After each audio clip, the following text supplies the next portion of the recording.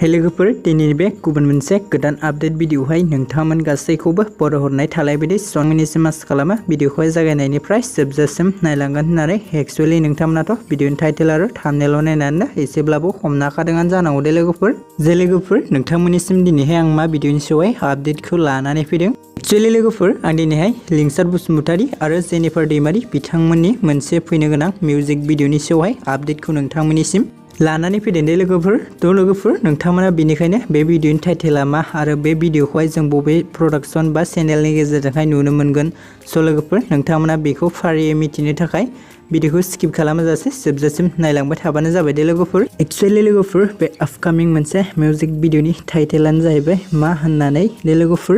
आरो लोगोफोर बे आपकामिं मिउजिक भिडिअनि डिरेक्शन आरो केरिय'ग्राफखौ खालामदोंमोन बिथां लेसान रामिया दे लोगोफोर। एक्चुअली लोगोफोर बे आपकामिं मोनसे मिउजिक भिडिअखौहाय जों लेहेर फिल्म प्रडाक्शन इउटुब चेनेलनि गेजेरजोंहायनो नुनो मोनगोन दे लोगोफोर। ओमफ्राय लोगोफोर बे मा होननानै अफिसियेल मोनसे मिउजिक भिडिअ फैगोननि मेथाइखौनो रोजाबदोंमोन जेनिफार बसुमतारी बिथाङारि। एक्चुअली नोंथांमोनाथ' भिडिअनि ससे क्लिप्सखौहाय गोबां मानसिफोरानो नायखाबाय बा नुखाबायानो जानांगौ दे लोगोफोर।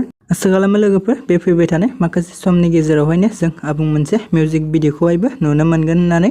थ' लोगोफोर बिदिब्ला दिनैनि शर्ट आपडेट भिडिअआ बेखिनियानोमोन दे लोगोफोर। आसा खालामो नोंथांमोना भिडिअखौ नायनानै मोजां मोनदों। भिडिअखौ जुदि नायनानै मोजां मोनदोंब्ला अननानै खनसे लाइक खालामनानै होबानो जाबाय दे लोगोफोर।